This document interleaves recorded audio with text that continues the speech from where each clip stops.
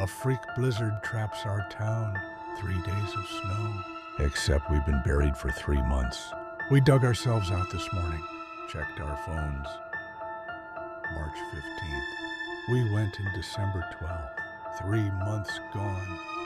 Food rotted. Plants dead. We remember 3 days. Half the town doesn't remember the storm at all.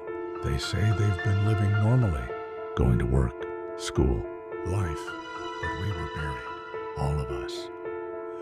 I found claw marks on the outside of the snow. Something was trying to get in. The snow wasn't trapping us, it was protecting us. Now it's melting, and we can hear something outside, waiting. The barrier's almost gone. If it snows and won't stop, stay inside. The snow knows what's out there.